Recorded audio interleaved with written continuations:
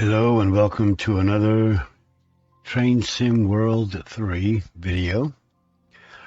This time I'm going to be showing you how you can complete this completely borked, FUBAR'd, utterly fracked and frelled scenario. Yes, it can be completed. It's a really screwed up way of doing it. It's hopeful that it gets fixed once I get this video done. I am going to be using a mod to assist in changing the time of day and to be able to move quicker on a map. But let's just get into it and you'll see what I mean. We're at, as you can see on the screen, this is Edge Hill Sheds, Edge Hill Yards. And the locomotive is the LMS Danier 8F. 8 as in Frank, and this is from the timetable scenarios. I'm also using an enhanced INI settings, so but I'm still going to use the mod where you can change the environment.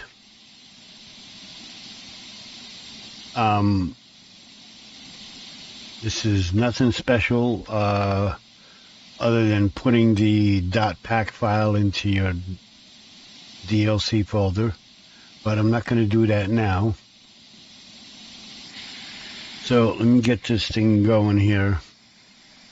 All right, let's close this small valve, open up the big one, move the reverser up to forward. Brakes are off. Now, as you notice, this mod does give you a whole different POV. It's set to 90. Very different with these INI settings. Not bad though. It brightens up the night a little bit. The most important thing is I need to get through this part, and hopefully everything goes off without a hitch. Make it 9. Okay, there we go. For the most part, yeah, that's pretty good. Let's bring the clouds down. I need this as fog density 0.00. Okay, so I have this recorded at another time, but I didn't slow down soon enough, and I derailed the train. So, but if you use this tool, like I said, I'm still new to this tool, so I don't know if it's causing it or not.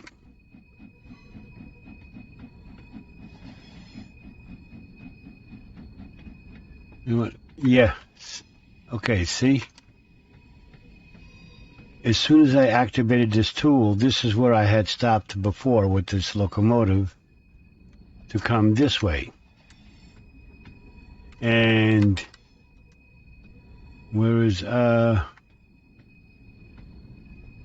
and where you start the scenario is in here, which is this garage, and you pull up into this dead end to back up, to go to the turntable, to turn around, yada yada. And these three trains, these three locomotives, end up coming in behind you. And I don't understand why, but I don't know if the tool is, I don't know if this is doing it, this environmental setting. I have no clue. I don't know. I have to read up on it a little bit more and get a better handle on it. But the link to it will be there if you want to use it and play around with it. But it looks like it's more of a modder's tool. I mean, you can use it like I am right now. I mean, you know, with your point, you got that crazy zoom and the 90 POV.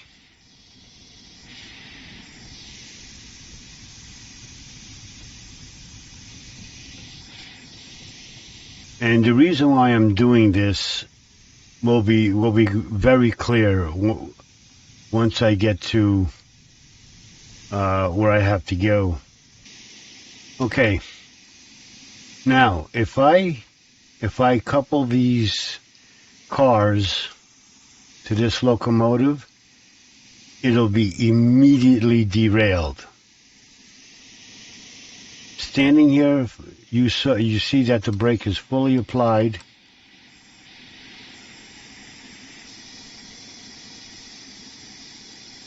Full application on the brakes. The regulator's closed, so the train is not moving. As soon as I couple these, it'll derail. So let's go back here. Pasta Vazoo. Keep forgetting to do this.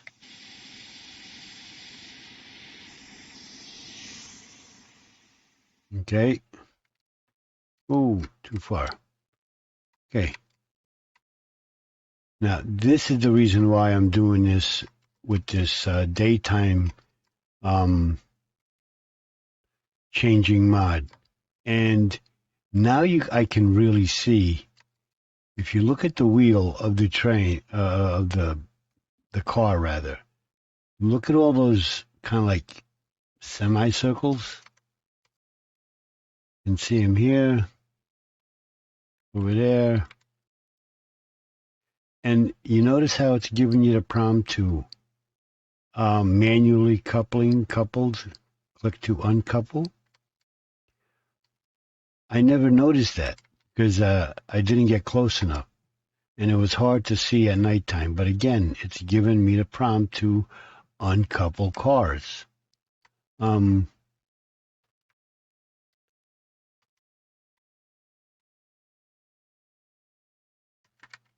I don't see that over here.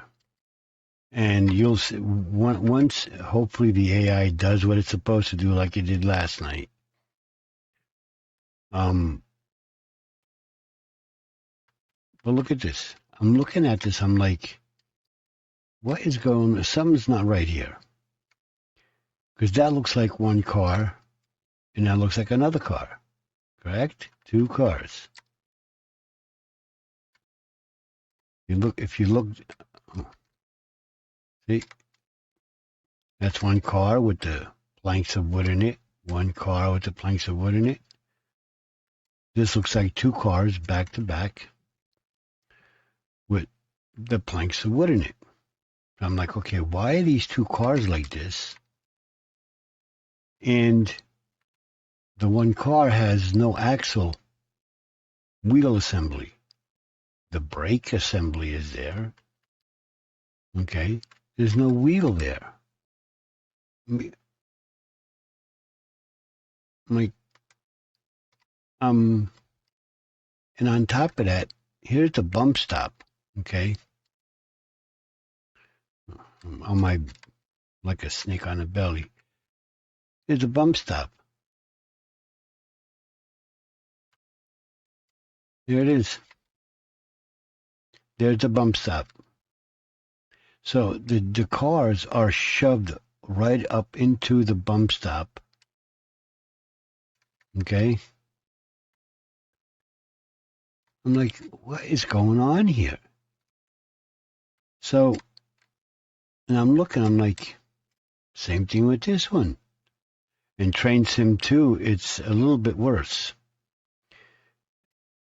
But here's another set of cars. Look. It looks like two separate cars, right? I tell you, it's not. It's going to be at least, maybe this one is not.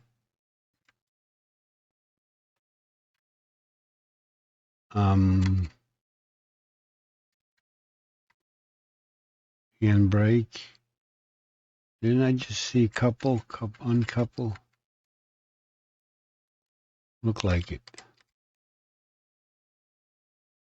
Handbrake. Tail lamp. Okay. No. But again, there's the bump stop. The car is shoved right up into it. Yeah, look. Click to uncouple. Click to uncouple what? This? Or is this thing shoved in with another car on top of it? I don't know. But here's another one. Okay? And I'm like, really? And you could see the graphics kind of dancing. That's because that doesn't look right. It's like, see, let's get a normal. Okay, here's a car, two-wheel, two-axle, two-axle wheel assembly. Every one of these has this little plate on it, LMS standard. Okay, with its number on it.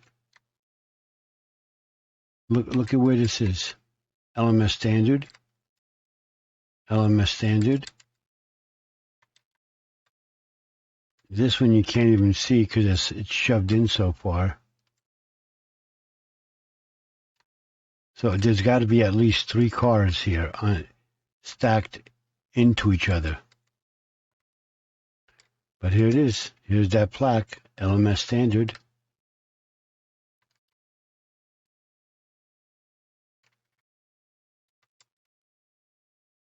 So I know I'm a little bit off topic here, but there's a reason why I'm doing this. To show, and hopefully the devs will see this and will make an attempt to fix this, because these other cars are fine. And like I said, in TSW3, it's this. If you look at these,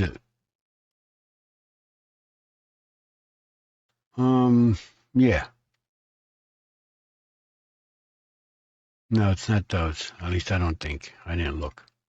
But this is where I'm supposed to be coupled up to this train here. This consists. It's this one, the steel, what looks like coal. It's this one. Everyone here in TSW3 is just like this one, and the other one over there. So,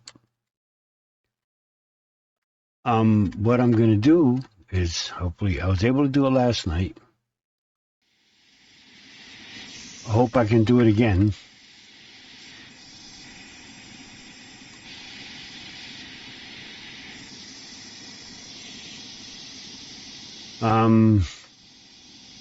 Oh, wait a minute. This might not work. Well, let's see. Because of the INI settings that I did. Okay,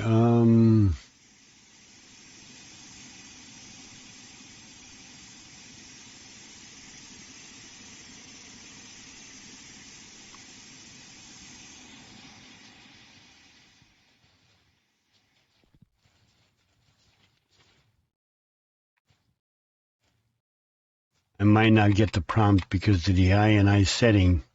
One of them, and I didn't take it out. The one INI setting stops the prompt. And I don't believe I can change it.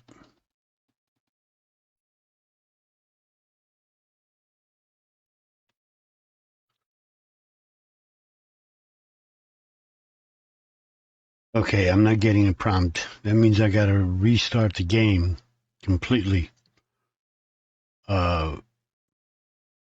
And remove that one INI setting.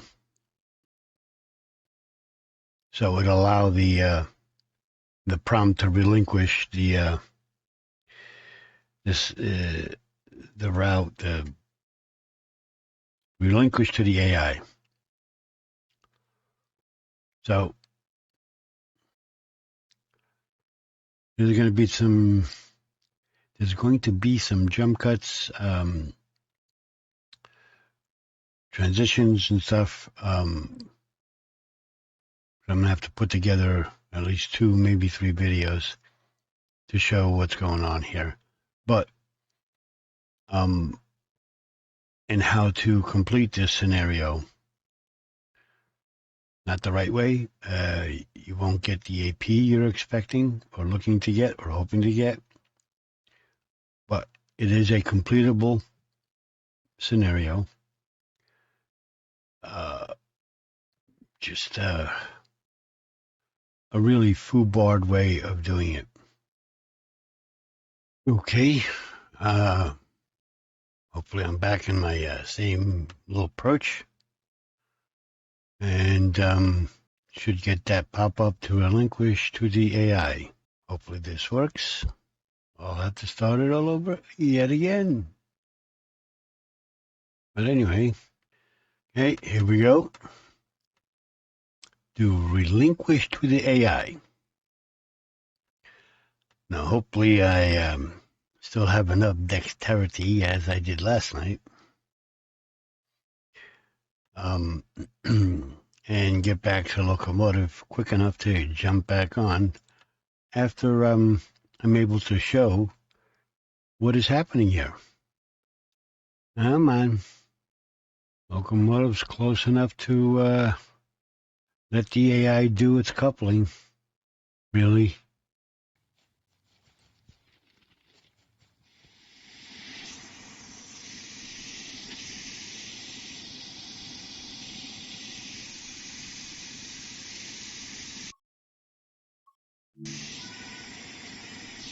Really?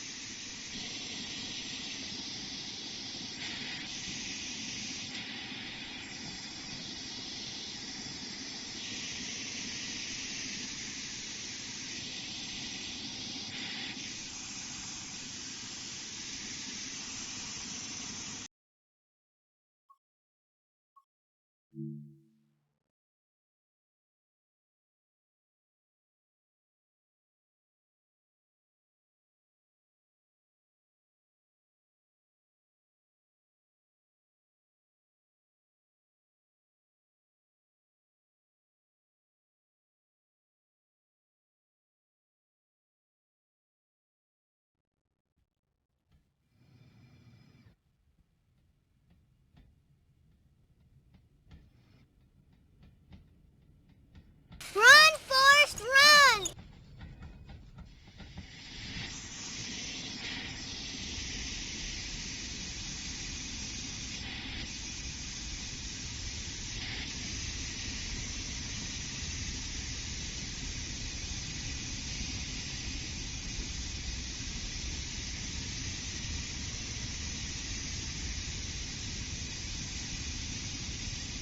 Okay. So now we got, I was able to get back here quick enough, but not in time to stop the AI from moving the train too fast. That's why you're seeing that pop up. I'm spamming the sit in driver's seat key.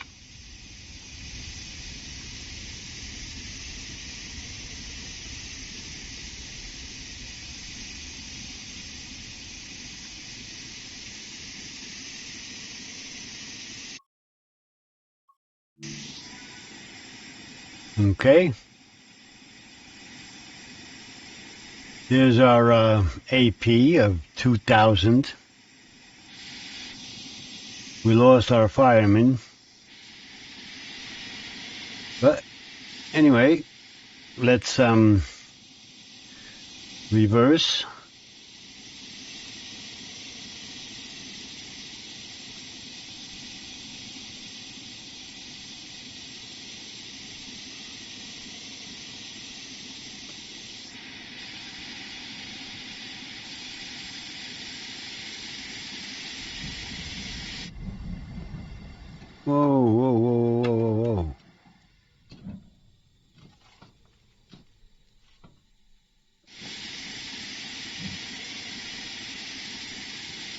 Want to go reverse.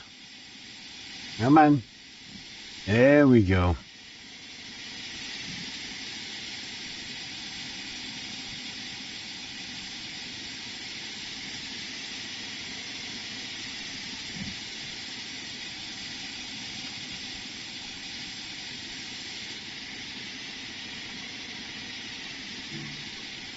Do the outside camera thing. There we go.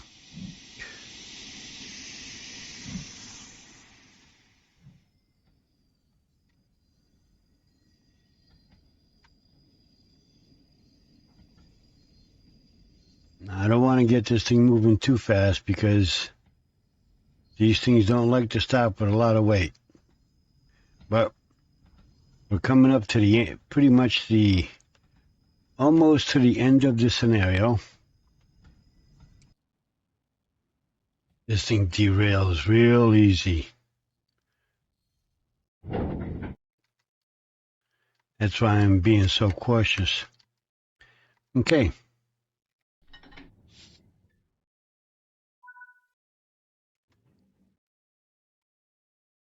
Now we got to decouple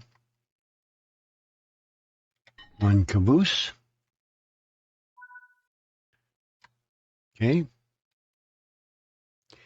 And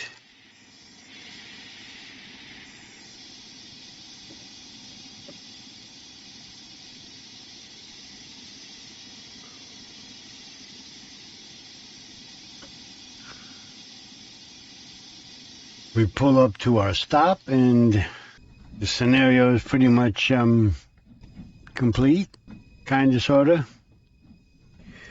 Except you didn't do it all. You had to, if you do it this way, unless it gets fixed, with the assistance of the AI that can drive a train without ever taking it out of park, so to speak, and never using the accelerator.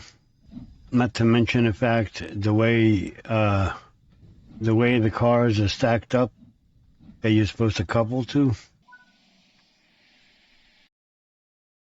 And that's the scenario completed. And still a bronze door. But it shouldn't have to be done that way. But that's how you complete this scenario. Like I had said earlier, there's going to be some jump cuts and some maybe transitions here and there. Because, again, you have to be extremely careful about checking your switches, making sure they're all lined up the way they need to be. And a couple of times I did not check them, or I did check them and didn't see that they were not, at least one was out of place. And but anyway, that's the way you complete this particular scenario. But again, on a PC, it's a little bit easier because you could use mods. And again, I don't know if they're gonna. Yeah, see, it does come up. Right click on the mouse, and this comes up. You could change the environmental settings, a modders log. Like I said, this is more for modders than it is for the average person to play, but there are a lot of settings here, and you have to be extremely careful when you're using this. Like I said, there is just so much to learn here and understand what all of this means, because I've never used a tool like this, because this is more of a tool than a mod. It's kind of a little bit of both, more of a tool than a mod, because you're changing variables of the entire game or a scenario, depending on which version you're using, because the mod author had created several depending on whether you have the Steam version of TSW2 or 3 or the Epic Games version. I don't see why they should be different, but obviously they are, because mods are made specifically for the Steam version or the Epic version. So this is more for a modder's resource than it is modding the game for you to, have, different skins or different types of locomotives or whatever kind of mod that you're adding, be it sound, lighting. So this particular tool you have to be extremely careful with, because if not, you can bork your game real quick. Now this is nice because you get to move. You in crouch mode, you can run. The teleport player doesn't work so great. This is kind of fun. I haven't noticed what this, it says show all ribbons on route map. But again, this is you automatically relinquish service. Current collector supply availability. You can even do slow-mo if you want. Whatever train you're in, you click that, you'll end up standing there on the tracks. The train will be gone. But this is nice. You get to, move, what is that, 100,000 times faster than you should be. Time of day. You can reinitialize. So there's a lot here. But like I said, I'll have all the links down below in the description, and it's up to you to decide whether you want to use the mods or not, and use them carefully. This is not to tell you what you need to do or what you should do or you have to do. This is just a demonstration of the mod and what it can do. But also I used it to show how to complete the scenario, which is normally done at 0013 hours on a clock, or 13 minutes after midnight. It's a series of scenarios, timetable scenarios that are done in the wee hours of the night, and it's a bit dark and it's hard to see what's what. And the first time I did this scenario, I derailed just standing there. And I was basically like, jaw dropped open, like, what?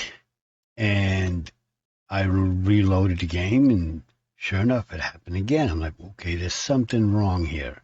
That's when I started to investigate.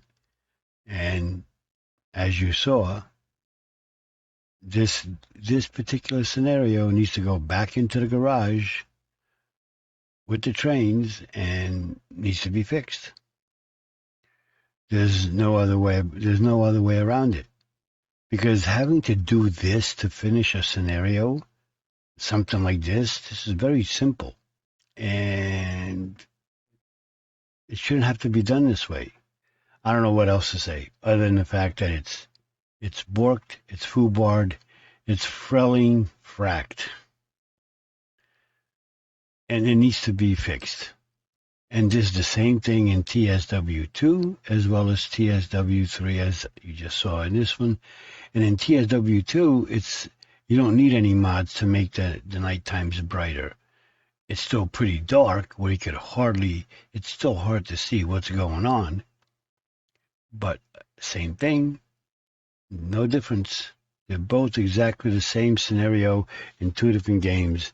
And if it wasn't for this particular modder's tool mod, I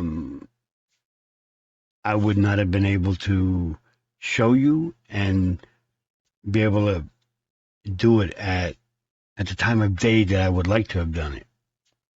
But anyway, I'm just rambling on him, going on, and it's, as much as I like the game, I like the train sim, I really do, and I do enjoy it. I have fun.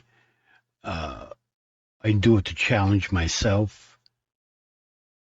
But when you see something like this, and things are still getting pumped out, like, you know what? I'm going to stop there. Please fix this. Plain and simple. Please fix it. And you know what? I'm sitting here rambling, and I just noticed this. 13, 13, 13. 3 times in a row. Really? So, I walked 0 yards? Really? That's odd. So running like a madman was part of the distance walked. Anyway, for all who stuck around and watched and listened to me ramble on and yammer, I thank you. I appreciate it. If you found this useful, helpful, informative, comical, funny, stupid, smash that thumbs up, likes button, subscribe, share. By all means, please put your comments down.